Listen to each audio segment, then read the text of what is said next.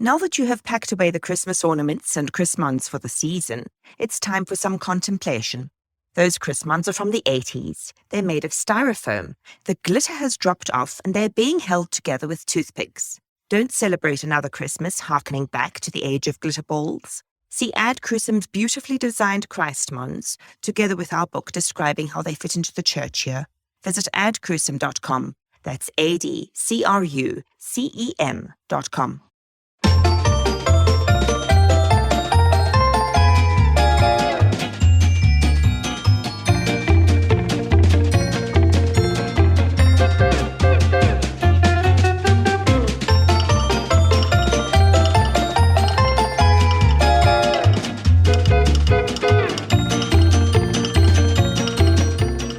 Listening to the Lutheran Ladies Lounge podcast. I'm Sarah. I'm Erin. I'm Bree. And I'm Rachel.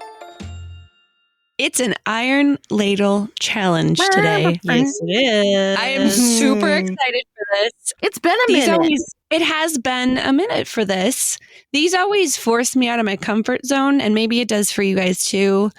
But I am especially thankful that I get to take my one cookie recipe and alter it to make a second cookie recipe. By the end of this year, how many cookie recipes will you have? That's a true challenge. Yes. It's so very exciting.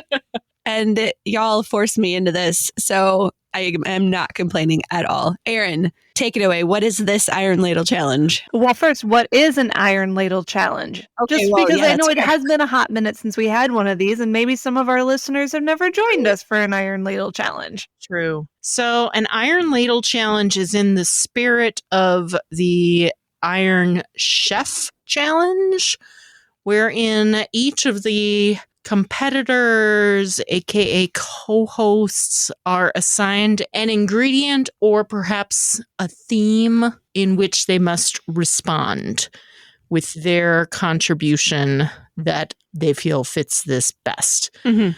Today, like previously, we did one and the theme was cranberries. Yes. Have we had another one, or was Diet that of we only had worms. one? The diet of worms. That's right. The Jello extravaganza was kind of an Iron Ladle Challenge That before was we had Iron Ladle Challenges. It's true. Yeah. Yeah. That was another very special episode. Oh, VBS snacks. Oh, that's right. That was an epic one. How did we forget that one? That's like top How tier. could we forget it? Oh, the show where Erin stuck a pretzel in a meatball and said it was jail stunt peg. Yes. Classic Erin. One of my great moments. That was amazing. So I hurt from laughing. This week we have an Iron Ladle Challenge, and we went with a theme again. This time our theme is the coffee hour. Yes. Yes. Not the radio show with No. Andy Bates and me. I did have a moment of panic when we were planning. I forgot. I was like, is this actually for the radio show, the coffee hour? Are we doing a live one? I am not prepared. But it wasn't for that. It was for the coffee hour that you often have at your church on a Sunday morning. Sometimes it's in between your church service if you have more than one. Often it's connected with Sunday school and church, sort of the bridge between them. It is a time of great fellowship and mutual consolation of the saints. And True. it is a wonderful, wonderful thing. Really great coffee in addition. Oh, it depends on your church. I've been at churches where the baked goods were hands down like the best I've ever had, and the coffee was cheap and old, and the fellowship was amazing. So, it can go. Nobody can see my sarcastic face on the radio. Oh, you were being sarcastic.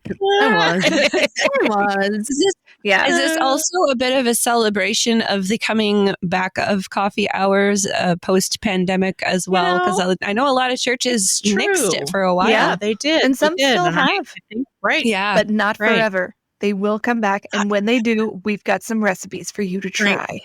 That's right. Because That's right. when your church finally starts having coffee hour again, it is not the time to bring out the double stuffed Oreos. But those are okay too. They are. They're a great fallback if you have a disaster in the kitchen like I almost had today. Spoilers. Oh, no. It's true. So, did everyone come up with something, or did any of you decide you need to do the classic Sunday morning? Oh dear, I am supposed to bring something for coffee hour. What can I find in my pantry? That would have been me if it were last week when we were recording as originally scheduled. And none of us read the calendar properly. 4 packs of double stuffed Oreos of shame. Yes. 5-minute episode. Okay. Well, who wants to go first? Talking about what you Erin, came up with. do you want to go first? And if you don't, that's okay. Sure. But I just want to say something right now. Say it. Okay. Let me hear it. I'm recording from home today from COVID exposure, and literally in the middle of a meeting that I was in, she called me. She's like, "Where do you live?" And I'm like, she's like, "What's your apartment number?" And I'm like, I gave it to her, and she's like, "Well, I'm here. Come get this thing that I've made." And I didn't know she was coming until later when I was reading my Facebook messages. And I didn't have a lot. I'm just going to be honest with you. The concept did not jive with me. I did not believe in it. But it was the most delicious thing I've probably eaten in the last, I would say probably since Christmas, the most delicious. Oh, I mean, it was excellent. And top tier experience for the food item. Christmas is a high point of the year, so I feel good about that. For sure. Yeah. Yeah. So I would love for you to talk about that first, because it was amazing. I am so glad you enjoyed it. And yeah, so this morning I did this. I did this whole thing this morning before work. That's impressive. Which I actually am super impressed. I expected that I was going to have to use some more personal time to actually accommodate this feat this morning, but it was actually very doable. Therefore, would work on an actual Sunday morning is where I was getting at with this timing discussion. So I made apple cheddar scones. And I was inspired to do them because a coffee shop that I like to go to has these really delicious scones, and they often feature a savory scone, which I am a big fan of a savory scone. And these savory scones that they have often have an excess of cheese. And when I say excess, that is a compliment, not a criticism. You can never have too much cheese, let's be honest. Yeah.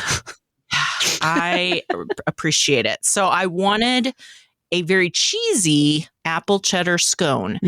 And so I found a recipe from a trusted source. I believe I've talked about this source in the past.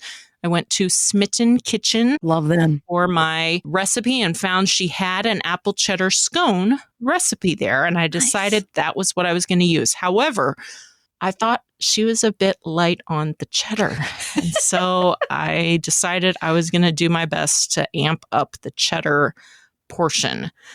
I also decided that I like the savory scone, and I wanted a less sweet scone in her. So I cut the amount of sugar that it called for in half as far as the dough goes. So basically with scones, if you're not familiar, they're actually surprisingly easy to make. This one involved, you have to cut in butter, which is a baking technique where you have to you have the butter that is cold in chunks of butter, and you're trying to incorporate it into your dry ingredients. So typically it's your flour, maybe a little salt, baking powder, things like that. And the way you incorporate it is by basically cutting it up into tiny, tiny pieces. Now, there's different ways you can get at that. Some people use their fingers. Some people use actual two knives to cut it up, sort of slicing them crisscrossing them like scissors almost and going at it that way. I use a baking tool because that's what my mom had. And so that's the way I learned it. A baking tool called a pastry cutter. And it looks like this sort of a half circle Brass knuckles. of wire. That's what I pretended they were as a kid. It's like a series of wires that are joined to a handle. So they form this loop at the bottom, like loop of wires that then you mash down into the dough, and the wires cut through the butter. And you can do many cuts at once because there's usually like 4 or 5 wires, and you just keep pushing that down into the butter, and it cuts it up into smaller and smaller bits. You need the butter to be cut like that. This is true for biscuits as well. If you've ever made biscuits, or if you haven't, it's the same technique you use for biscuits. Scones are essentially biscuits. They're just a richer biscuit is, I think, one of the defining features of a scone, maybe. I don't know. There's probably other. They're probably denser. Maybe there's another way, but they're like they're definitely a biscuit close. They're even a sibling, I would say, not a biscuit cousin. They are a biscuit sibling. Yeah, I would agree. So you cut in the butter like you would for biscuits, and then you bind it. In this case, I bound it with an egg and some heavy cream. And you also add, if you're going to add any flavorings, that's when you would add the flavor. You could also make a plain scone and then have it with jam or something like that is pretty classic. These, I wanted the apple cheddar, as I mentioned. So it called for chunks of apple, fairly sizable chunks. Interesting technique this recipe incorporated. It had me, and I did this part the night before, it had me peel the apple, cut it into chunks, put them out on a baking sheet, and then pre-bake the apples for basically 20 minutes. So they weren't fully cooked at that point, but it sort of dried them out a little bit. And I think that helped them not make the dough too gummy with like a juicy apple. Having the moisture balance is important in scones and biscuits. When they get too sticky, it starts getting to be a problem. So it had me sort of do this pre-bake of these apples to dry them out a little bit and make them somewhat more tender. I then, instead of using shredded cheese, her recipe called for 2.5 ounces of sharp shredded cheddar cheese. And I wanted a cheesier experience. And I also wanted more distinct chunks of cheese was what I was aiming for. So I chose to use, I got these, they were already sliced. You could totally have done this with like a block of cheese or something. But I got these cheese slices at the store, which then they were already like probably about an 1/8 inch thick slice of cheese. And I then cut that into quarters, and that's what I then mixed in. So I increased the amount of cheese to 3.5 ounces with larger chunks instead of small shreds. I used larger chunks of cheese and cut down on the sugar. As I was making it and when it was all coming together, I felt the dough was a little dry. It's winter here and my house is dry, so I figure that's probably why. So I just drizzled on extra heavy cream until I felt the dough come together to the right consistency. 0 drops Like you. When in doubt. Problem Very solving. straightforward. Exactly. I wanted these to be smaller scones since it was for a coffee hour. I thought, well, you aren't committing to a whole meal here. So I made them half size, essentially. She called for patting the dough together into one round circle and then slicing that into wedges. So I just divided the dough and patted it into 2 circles and sliced it into the same number of wedges for each circle so that I ended up with half-size scones, which worked really well. Then one more tiny tweak that I did, and this is based on my mom's experience with muffins. The recipe called for you to put a bit of an egg wash on top of the scones and then sprinkle on a little bit of sugar, granulated sugar, before baking. Well, my mom has been she's gotten into muffins recently. And she noticed that delicious coffee shop muffins often feature that sort of crunchy sugar topping. And turns out that's turbinado sugar. Yes. It's a slightly coarser sugar with a little brown caramelized flavor. Anyway, I decided I would try that out. So I got some turbinado sugar, just came from the regular grocery store, no fancy ingredient or anything. But I sprinkled that on instead of regular granulated sugar.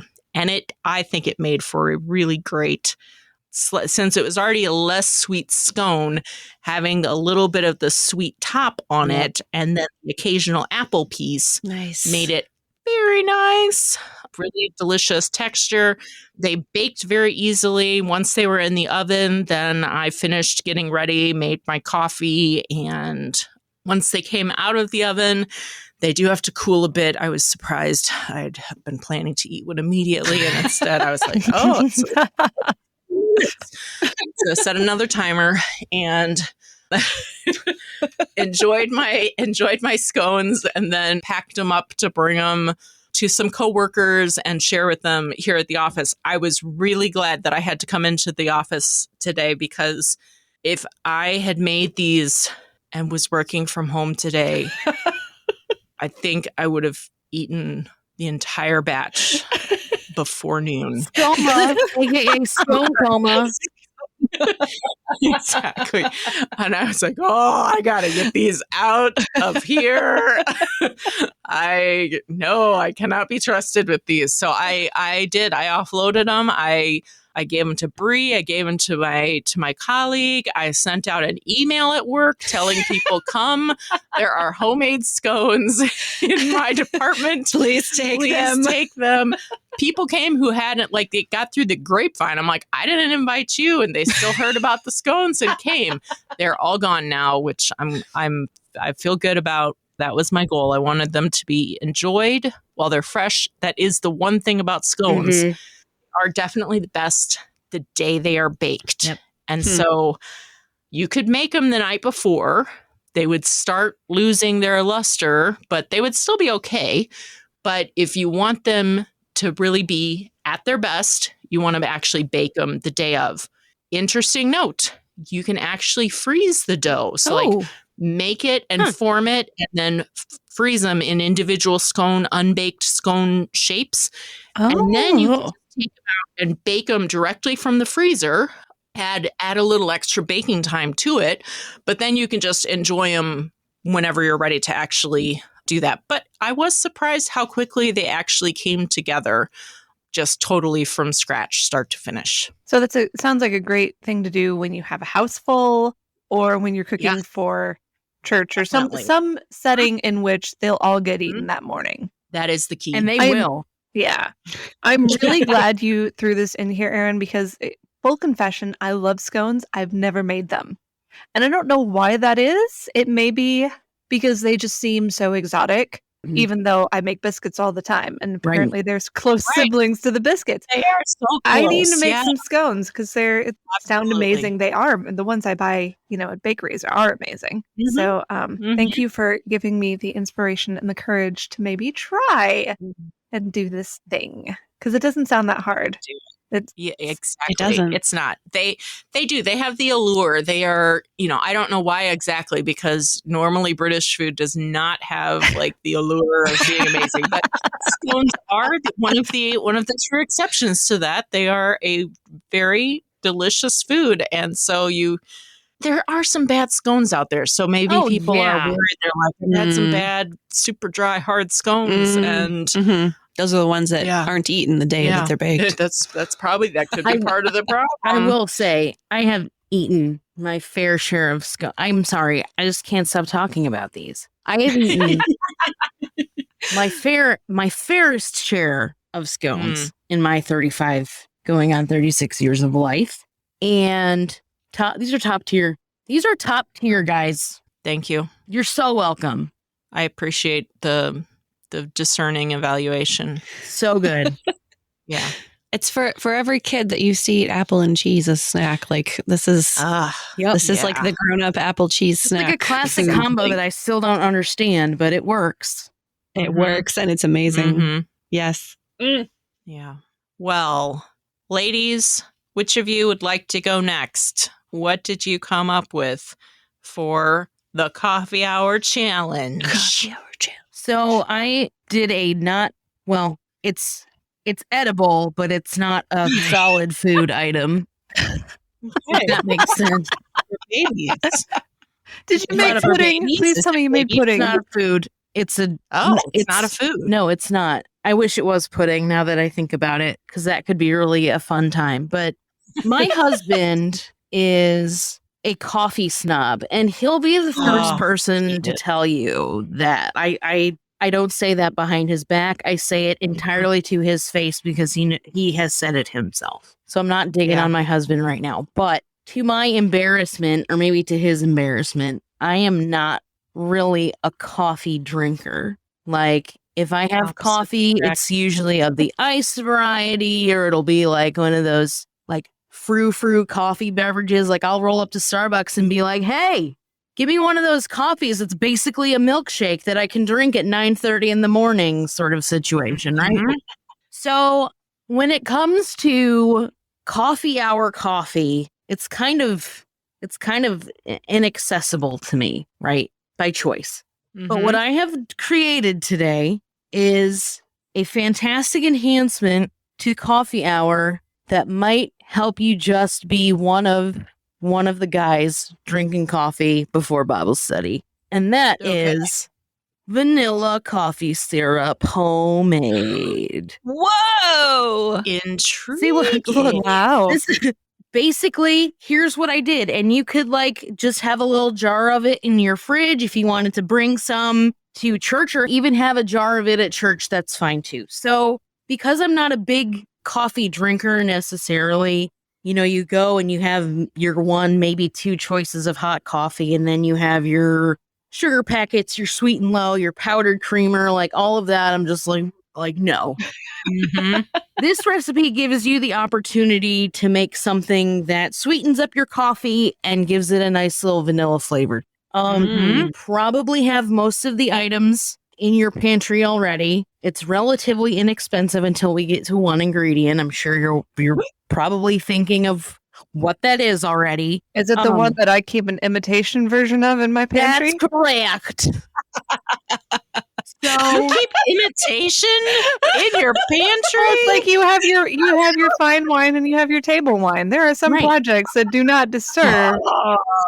Erin's vanilla flavoring imitation. Erin is highly offended right now. It works. All I'm saying, all day long. Okay, so this is a very easy recipe. It also does not take much time at all. So if you wanted to whip some of this up in time for church, you could easily do it the morning of and get it good and ready to go. So this is a recipe that I found from mybakingaddiction.com. Not sure I'm a fan of that blog name, but whatever, we'll go with it. Basically, all you do is you have your little saucepan, right? And you dump the following ingredients into the saucepan. And I'm scrolling because it's a blog, intellectual property, etc., food bloggers, etc. Oh, okay, here we go. Okay. Did you make it past the part where she tells about the warm, cozy childhood Saturday morning she spent with her mom in northern Wisconsin? This one is she doesn't want to spend $5 on Starbucks every morning. So that's fine. Sounds like a 1,000-word article to me. Yeah, right. Exactly. So you take your saucepan, you put the following, it's tremendously simple. You have 1 3/4 cups water, 1.5 cups of white granulated sugar, a 1/2 cup of packed light brown sugar, and a vanilla bean split in half. That's where it gets pricey. Some people keep those in their pantry, but some people do not. Some people do not.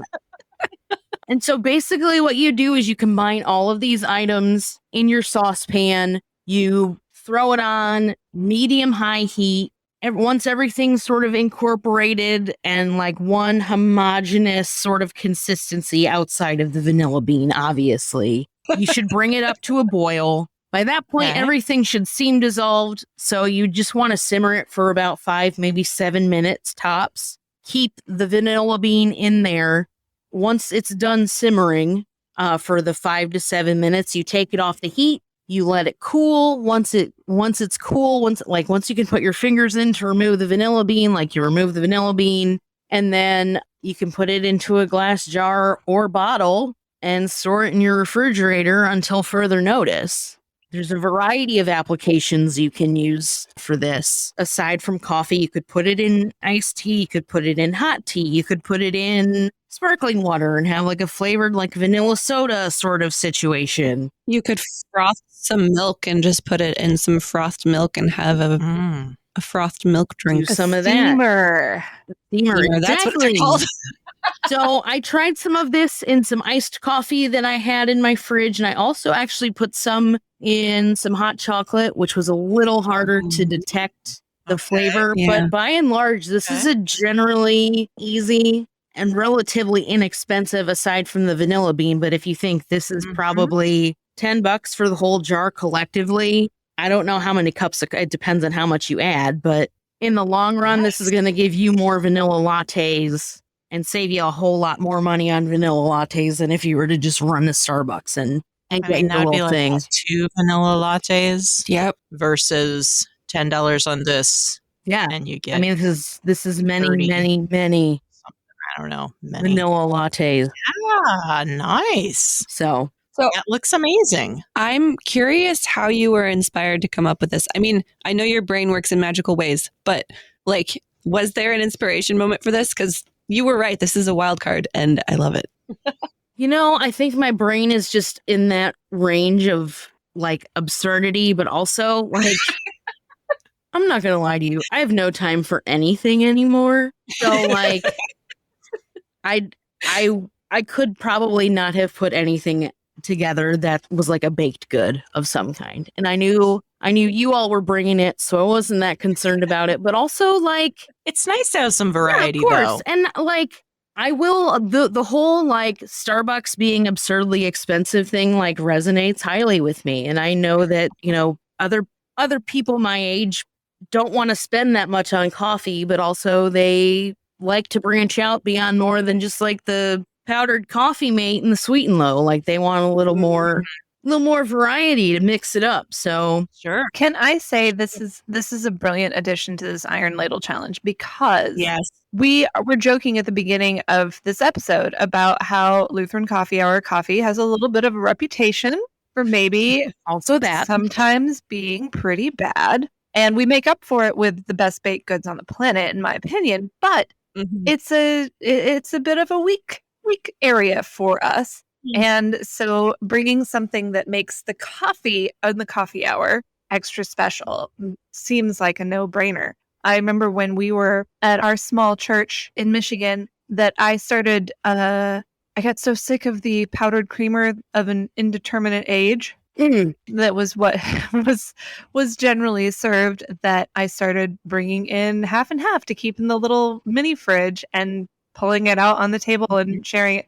I am not a coffee snob when it comes to the coffee, but I will not drink it black, and I don't like putting powder in. But that became just sort of a regular little gift to my fellow half and half addicts. And I bet they appreciated it. yeah, well, and then not long after, someone else started bringing in those little International Cafe one-shot things with the the sweet cream or the Irish peanut butter cup, Irish cream, and that just it just made the whole experience a little bit more special. And as soon as we started addressing our coffee challenges, everyone sort of clicked into gear and it was great. So yes, very glad that you thought of maybe let's not complain about the coffee. Let's do something about the coffee.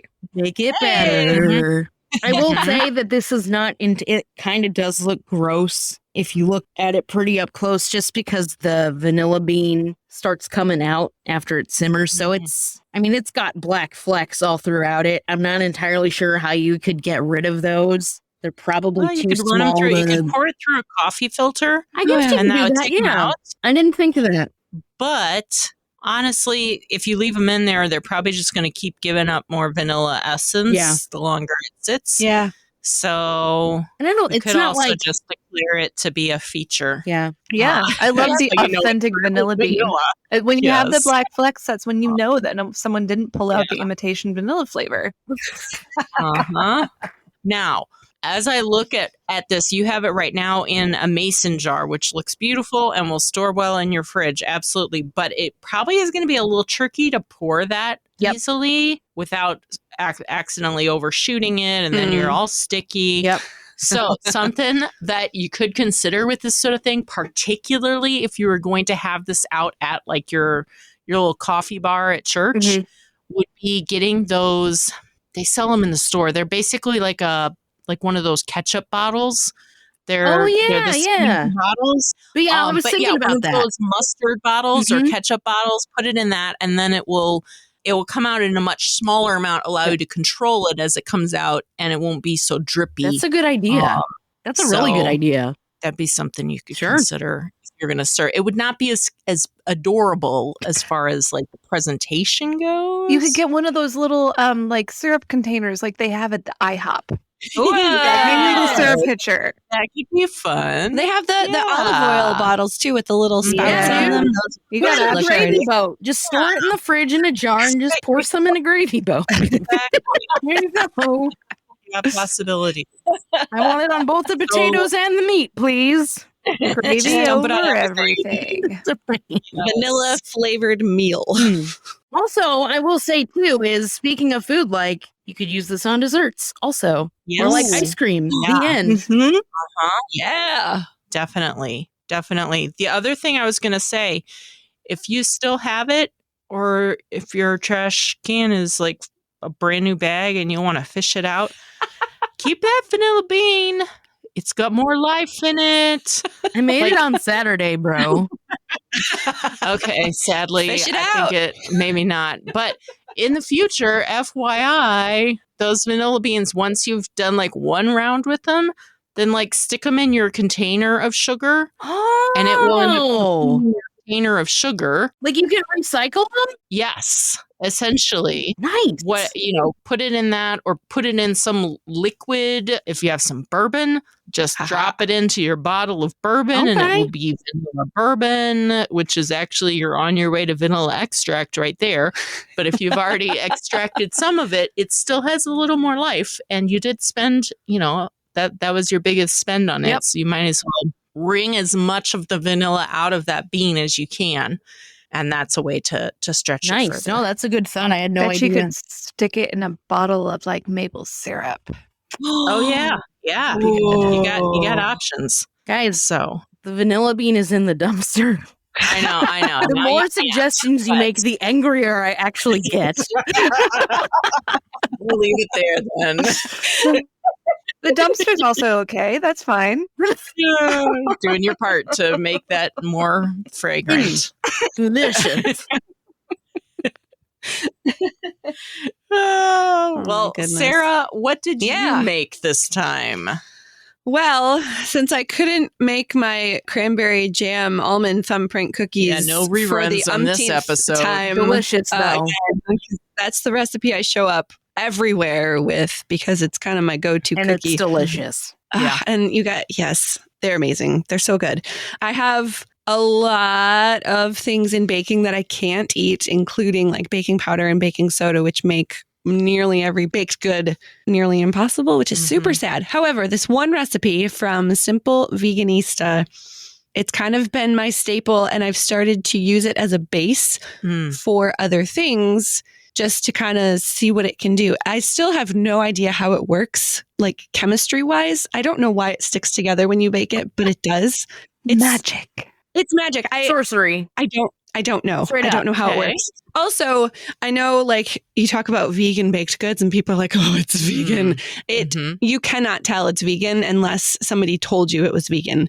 They are soft and they are smushy and delicious and amazing. So even if you don't have food restrictions, You know what's vegan, Sarah Golseth? Oreo cookie filling. So y'all can shut up. Like, shut up. We eat vegan foods all the time. We don't even know it. Just shut up. Yeah. That's hilarious, actually. And really, I don't make it vegan because I substitute honey for maple syrup, but whatever.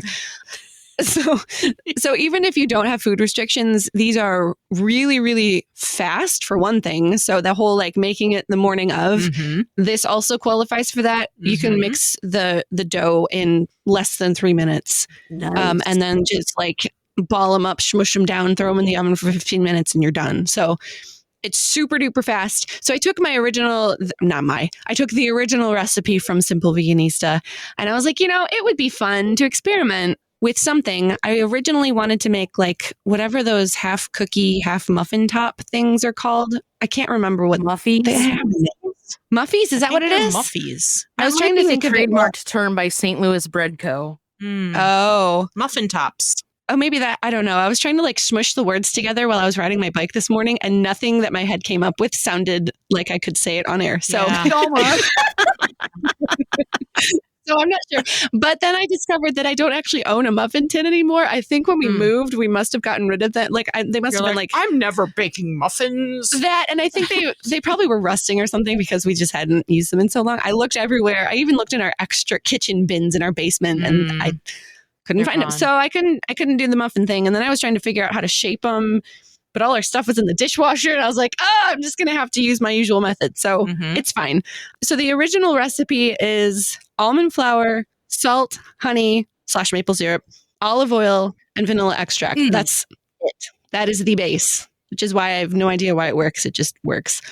So this time I didn't do any of the jam or like rolling them in the crushed almonds so you get that crunchy outside. This time I decided it would be really fun to put blueberries in them and make kind of like an almond blueberry vanilla cookie-ish thing. Okay. Yes. So I use blueberries every day. I have frozen wild blueberries like totally stashed in my freezer. The main wild. They're from blueberries? Canada. They're probably the same thing. That's a sibling. Yeah. They're Those are extra good. You're right. They're so good. And you can find them anywhere. That's not like a super special thing. Walmart has them. Yeah. So it's not like you can't find them anywhere. But they're a lot smaller than regular blueberries. And I don't know if they're sweeter. They might be sweeter. They have a slightly different flavor, but they work really well. I think they work really well in baking because they're so small. So you can mush a lot of them in to something and you get a lot of like bursts of blueberry flavor. And I ended up using probably too many blueberries because I got over exuberant and then I wasn't sure the dough was actually going to stick together because it was all crumbly in my bowl. So I put a lot of blueberries in it. And then I had to I was trying to figure out how to smush them together so they actually stayed in cookie form. And normally I like scoop them with my tablespoon and roll them into nice little balls and then put them on my cookie sheet. Except this time I just like scooped it into my hand and just like mashed together. Sorry, I'm like... She is acting out every step of this, let me tell you. I mashed them together with my hands and then I had to like mash them onto the cookie sheet and form them all together. And by the time I was done, my hands were blue and it was hilarious. Because they were slowly melting as I was doing this. So I made a note for the next time that I do this to take the blueberries out of the freezer when I start preheating the oven so they start to thaw a little bit. And so they'll incorporate into the dough a little bit better. Maybe. I'm sure my hands will still be blue. I did try to like smush it into a little container and then like tap it onto the baking sheet and it just came out in crumbles. So that also didn't work. But it's okay. Would it help to coat them in almond flour? I could try that. Okay. So tell us though, what did your finished product turn out? They look beautiful for one thing, which is I pulled them out of the oven and my husband was like, "Oh, those look good." It's like, all right, at least they look good. They were delicious. I undercooked them slightly. I'm blaming my husband. He told me to take them out of the oven. They needed like... I love really big goods though. It is so much better to undercook cookies than overcook them. Yep. Well, and that's part of it. And so these don't bake like regular cookie recipes because normally once they start to brown around the edges, you're supposed to pull them out, right? And then so you don't overcook them. But these you have to actually let them sit for a little bit longer in the oven, because they don't harden up quite as much as normal cookie recipes do. So you have to give them a little extra time, at least in my oven. I got to go the full 15 minutes. If I go 12 or 13, they're not they're not quite done. So they were a little squishy in the middle, but there's nothing raw in them. So it's not like you're going to get, you could just eat this cookie dough right out of a bowl and it would be fine. And I kind of did that too. But yeah, they looked beautiful and they tasted amazing. They taste like blueberry muffins. They're sweeter than the original recipe because I think the wild blueberries must get sweeter when you bake them. They like release their sugars or something. Because I gave one to my husband because I needed a non-restricted food person's opinion. Like I need my hubby stamp of approval on these. And he took a bite and he's like, "Ooh, these are sweet." I was like, "Yes." He loves sweet stuff though. They were amazing. They were squishy and also slightly crunchier on the outsides and like the bursts of blueberry. I'm very excited to try one today when I go home today because I did make them with honey. And when you make stuff with honey, it actually, they sweeten the longer they sit. So it's going to probably be a little sweeter today than they were when I ate them out of the oven last night. So it'll probably be a little bit sweeter and you'll be able to taste the honey a little bit more because they've sat for like 24 hours by the time I get home. Yes. So highly recommend, especially if you have people with food allergies that don't include almond because these are chock full of almond, but other food restrictions or people that can't do dairy or any other random items, super duper good. And I'm very glad that I now have 2 cookie recipes I can make. That's all you need, really. And now I want to like chop up apples and make apple cookies or something. I don't know. I have all these apple-cheddar cookies. Scones. Apple-cheddar. So how is the consistency of these? Are they similar to the cranberry ones you made, or is there any variation in their consistency? Obviously, the flavor of cranberry and blueberry is very different. Yes. It's pretty similar. They're very dense. They're slightly less dense because the liquid from the blueberries gives the recipe a little bit extra liquid when they're baking, but it's a very similar dense cookie. It's like a cross between like a dense like sugar cookie and I don't know, shortbread kind of. And these use almond flour, which sometimes, I don't know, almond flour can be kind of tricky because it doesn't act at all like regular wheat flour or wheat flour derivatives. But if you use the super fine ground almond flour, which you can also get pretty much anywhere, the consistency of that is very, very close to a regular baked good, just a little bit thicker. And I'm sure if you use stuff like baking soda and baking powder, it would make a much bigger difference, but alas. Yeah. Very cool. I feel like maybe, at some point, if you want to experiment one, like the muffin top sort of baking tin, they make those. You might consider that. You might also consider something like a Madeleine pan. Ooh. Like it's the little French baked good. It looks like a little scallop. Little seashell. Scallop shell. Yeah, a little seashell. It's a shallow little thing, but it would allow you, again, with this sort of thing to like smoosh it in there. It would be worth an experiment. Or if you find someone who has one that you could borrow. Those are very on brand Sarah Golseth aesthetic. Yes, they are. I just looked it up and I need one now. Yeah, like I don't know how they'll release, but you can experiment. Like maybe a little olive oil spray. I'm sure if you oiled them and they would hold that shape. Yeah, for sure. So you might look into that. Those could be fun ways to give you even more variation. Ooh, and I want to do another one that's like a ginger flavored, and that would be really fun to put in a pan like that because it would stick together really well. Yeah. Oh man. Now who's the spicy veganista? That's really great. Excellent. Okay, Rachel, you had take us home. Yes. Some trials, tribulations. I did, but it all turned out. So this is Rachel's coffee cake muffins because I like coffee cake and I love muffins. And also subtitled How I Made a Huge Mess and Smoked Up My Entire Family and Still Somehow Made the Best Muffins I've Ever Made in my life. Yes. And I keep turning off my microphone so that I can eat one without you guys all hear my chewing noises because I brought 2 to the recording session for visual aids and one is now gone. Yes. So to make these, and I've made them before with less drama. And I don't know what I did. Actually, I think I've been like racking my brain all afternoon trying to figure out what did I do this time that Mhm. created so much high drama in my kitchen. And I Thanks. think I figured it out. So when we get there, I'll tell you what not to do.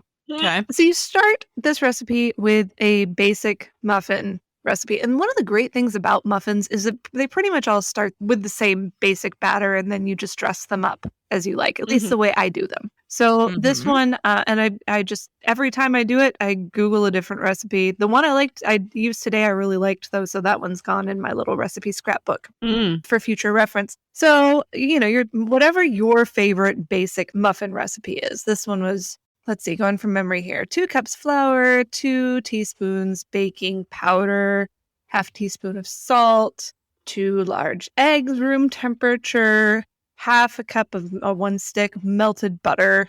And the butter was great. And 3/4 of a cup of milk. Now, I went out on a bit of a limb here because we are perpetually running low on milk. But right now we have a product in our refrigerator that we're trying to use up because my dear sweet husband, thanks to the supply chain, when you find something on the shelf that you have been looking for, you buy a lot of it, right? So he recently found something we were looking for, which was half and half. As previously disclosed, I drink a lot of that. Only he accidentally grabbed 4 quarts of fat-free half and half. Oh, no. They shouldn't be allowed to call that half and half. It's basically skim milk with corn syrup and thickeners. But right. some people like that. Anyway, we have a lot gross. of it in our fridge right now, and he is drinking it up like a champ. As he should. But I thought I would do my part, and so my 3/4 cup of milk was actually 3/4 cup of fat-free half and half. It turned out beautifully, though. So if I make muffins again, and then before we're done with this adventure, I will probably do the same thing. Is that what almost burned your house down, though? No. Okay. That was not in any way my dear husband's fault. That was all me. Okay. Okay, so to make coffee cake muffins, you make up some basic streusel stuff, which is, and I tend to not use a recipe, just eyeball this. You can see where I'm going with this. Butter, brown sugar, cinnamon, little nutmeg, and some flour to hold it all together. And I always get a little carried away with the amount of butter, which means that I usually end up adding more of the other ingredients to make up for the fact that there's too much butter. So I ended up with quite a fair amount of streusel. It's okay, though, because I like a lot of streusel. Yeah. True. Anyway, so to make these muffins, you put down a little layer of your muffin batter, and then you put some streusel on, and then you put a second layer. So it's a 2-layer deal. Nice. And the classic recipe, you just put some in the middle and maybe a little brown sugar on top. But I was thinking, no, let's put the streusel on the top too. And I want these to be nice, robust muffins. So I know you're not supposed to overfill your muffin pans, but I'm going to overfill my muffin pans. You flew too close to the sun, Dolly Madison. I did that. So I stuffed these full to the brim muffin pans with streusel in the middle, streusel on top that is very heavy on the butter, both layers. So the muffins go into the oven, and not long after, like they're supposed to bake for like 20 minutes at 350. Not long after this, Christian, my son, helped me make the muffins because it was snow day today and he likes to bake. Christian says, Mom, should it be smoking like that? There's like 18 minutes on the timer. Whatever is going to happen is going to happen for a while. Anyway, and there's smoke pouring out because, of course, as soon as the sugar and the butter started to melt in these way too full muffin tins, they started running over the side and down onto the bottom of the oven. Yeah. And it was too much to like stick a cookie sheet in there at that point because there are 3 racks of muffin. It's just not going to catch it. Yeah. So Overfloweth. yeah, so I'm running around the house turning on every single exhaust fan I can find. Chris is up on a chair unplugging the smoke detector in the kitchen because we just can't listen to it go off for another 18 minutes. And the house is just completely filling with smoke. It's just like bad. And the worst part is I'm watching this disaster unfold in slow motion over the course of 20 minutes, is that all my beautiful streusel is running off my muffins. So I just sat and waited, and the rest of the family started poking their heads out. Mom, is there something on fire down there? Is everything okay?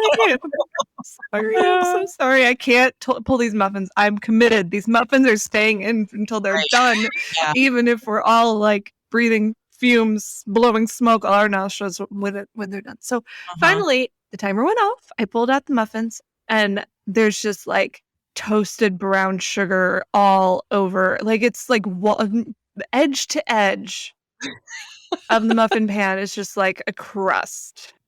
Wow. And I was just so sad. And then I was like, okay, fine. Grab a knife, start like peeling the muffins out. And I realized, oh, this lovely buttery, sugary stuff on top, it's just like peeling off. Oh, quick release. Okay. What if this is still hot, right? So what if I take my knife and I peel off this caramelized streusel and tuck it back into the pits of the muffins from whence they came? Because of course, once everything melted out, there's these lovely little caverns and crevices. Anyway, so I did that, and it worked.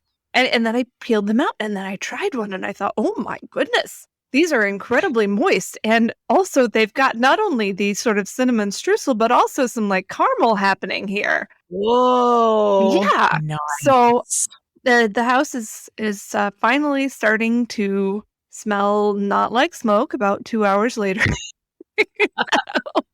And the muffins are pretty much gone at this point because it was a snow day and my husband came home from work, and muffins and coffee were had by all, except for I have one muffin here. But you can see it is not a pretty thing, but I'd eat it. Yeah. I'm going to eat it actually very soon. Yeah. Nice. Yeah, that brown. But something about all that extra buttery, streusel-y stuff down in the middle of the muffins and up over top of the muffins, and it really turned out well. So what I would do next time is probably just not overfill my muffin pans. I'll start with that. And then maybe just a little bit less streusel, but not a lot less, because after all the drama and the fact that the next 10 times I turn on my oven, it's going to happen the same way because it's still there waiting and I need to clean it. And but in spite of all of that, I'm very, very pleased with the way the muffins turned out. So there you go. There's my muffin story. The muffins themselves did not burn, and the muffin tin did not burn. It was only the stuff that spilled over the edge onto the bottom of the oven floor. I'm pretty sure that was the source of the, end of the world level, apocalyptic levels of smoke coming out of the oven. Yeah. Put it on a cookie sheet next time. I might do that. I'm sorry. I'm crunching on some caramelized streusel right now. Yeah. After talking about it, I had to just do it. You should just get a gigantic muffin tin with gigantic muffin holes in it. Could you do like a loaf situation? So, yes, you could do it as a loaf. You could easily do it in a loaf pan. I did actually, for maximum science, I tried this out with a little bit of batter I had left over with a big size muffin tin. I'd done little size muffins because they share better and they're better for coffee hour. By little size, I mean the normal size that was normal until about 20 years ago when everyone started eating gigantic muffins. But then I did 2 that were not overfilled in my gigantic muffin tin. And I also did not put streusel on top because, quite frankly, I had run out of streusel. But instead, I put a little white sugar, granulated sugar, and cinnamon. And over one of them, I added some toasted coconut as well. That was probably my favorite muffin of all. So maybe next time I won't do as much streusel. I'll make sure that it's got it in the middle and maybe do the toasted coconut on top instead. Nice. So I've got options. Now, there might be other ladies in the lounge that have muffin secrets, but I was going to attempt, as you were describing this, to try and reach out to my mom, but my phone was not cooperative, so I gave up. But my mom, as I said, has been making all these muffins recently. My dad got on this muffin kick, and my mom is like, okay, I'm here for it. And so she's making all kinds of muffins.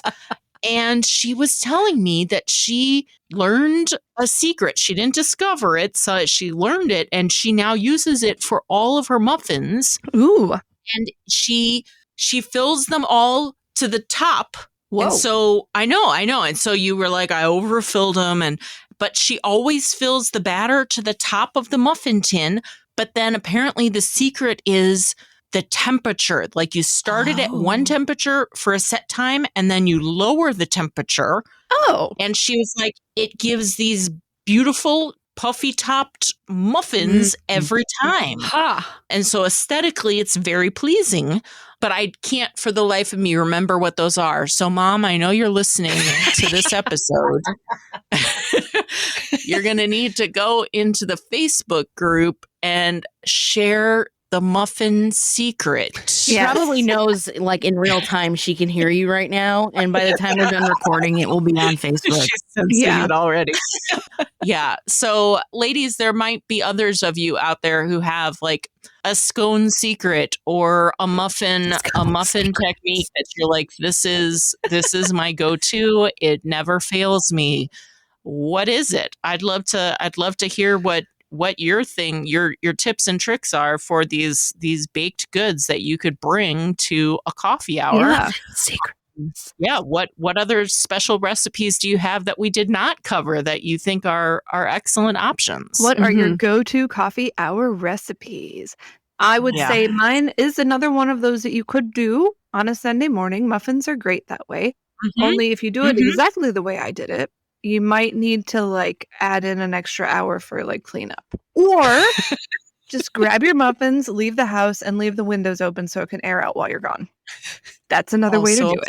Option. Yeah. I wish I'd had some reason to leave the house for a while this afternoon.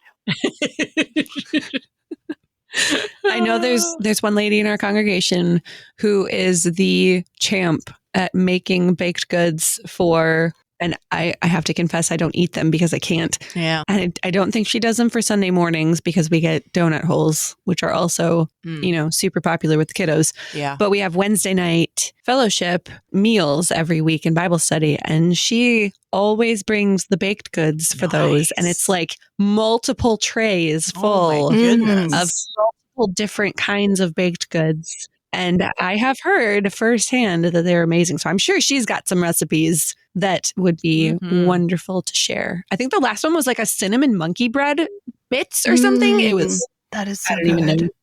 I don't. And ladies, if you are the sort of person who like that supplies baked goods regularly for your church's coffee hour or any events, thank you. You are doing the Lord's work and, practicing Christian hospitality. And I have enjoyed so much of your work over the years. Yeah. With great appreciation. Indeed. One last thing I'm going to throw out there, just because we often try and come at a topic from multiple angles. If you find yourself on a Sunday morning where you are scrambling, the Oreo thing is, so maybe that's not what you want to do every time, but it's fine. Kids are going to love the Oreos. Honestly, adults are going to love the Oreos too. They're vegan. Yeah. They're this time of year, you could also consider, for those of you who are like, boy, trying to offer something that's a little more, maybe you're wanting to offer an alternative to a sugary baked good. Those, like, you could bring in, they're still sugary, but you could bring in like those little cuties. Those would be great at a coffee hour. People can just grab one of the little cutie mandarin oranges, or clusters of grapes work well. Cut them up into sort of where they're already ready to go, where you just pick up a small little cluster. Another great option. Cheese and crackers. Yeah. For those who are trying to not do too much with the sugar. Yeah. So for people who are not eager to bake, or that just is not something they enjoy, or they just don't have the kitchen for it at this time, there are other ways. The fun thing about coffee hour fellowship is it's the snacking on something that sort of eases the way for that interaction. And if it's homemade, fantastic. But honestly, it's the consuming food together that seems to be one of the key features of it. So don't make yourself too overstressed about needing to have perfect baked goods, or else you can't participate. You don't. You don't need to have perfect baked goods to participate. Nope. On that note, ladies, we would love to know your ideas for your coffee hours, whether you have extravagant recipes or your favorite go-to snack from your local supermarket that you always love to pick up and bring. Either way, We would love to know your Iron Ladle Challenge contributions. You can share those in our Facebook group, the Lutheran Ladies Lounge on Facebook. You can also follow us on Instagram at Lutheran Ladies Lounge, and we will share pictures of our own recipes on those platforms so you can see what we've all contributed to this episode. You can find all of our podcasts at kfuo.org/Lutheran Ladies Lounge or on your favorite podcasting app or on the KFUO radio app. You can also sign up for the new Lutheran Ladies Lounge e-newsletter. Very exciting thing. We share lots of fun information, and especially if you're not on social media, you can sign up for that and get all of the latest podcasts, what's coming up on our upcoming podcasts, all of that information. If you go to the show notes for this episode and scroll down a little bit, you can find the sign up for that MailChimp e-newsletter. And recipes and photos from all of the recipes you heard about today. Yes, exactly. There you go. So sign up for that e-newsletter. We'll have another one coming out in February. This is February. You're listening to the Lutheran Ladies Lounge podcast. I'm Sarah. I'm Erin. I'm gonna need a venti half calf double shot at triple axle, no lid, half lid, 60% almond milk and 40% milk regular. No whip. Okay, how do you spell your name? That's Bruzanne?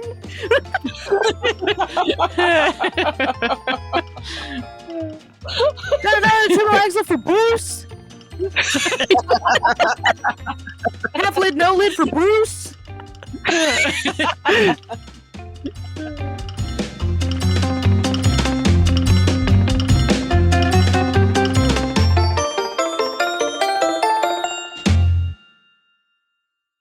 KFUO Radio and the Lutheran Ladies Lounge podcast are underwritten in part by Ad Crucem.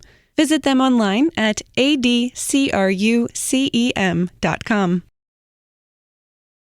Views and opinions expressed on the Lutheran Ladies Lounge podcast may not represent the official position of the management or ownership of KFUO Radio, the Lutheran Church Missouri Synod. The Lutheran Ladies Lounge is produced by KFUO Radio and available at kfuo.org or wherever you get your podcasts. Join our community on Facebook in the Lutheran Ladies Lounge.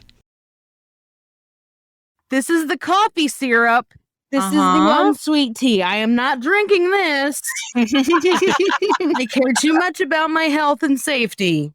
They look exactly the same. We're not judging you if you are. Yeah, that's true. This is a judgment-free zone.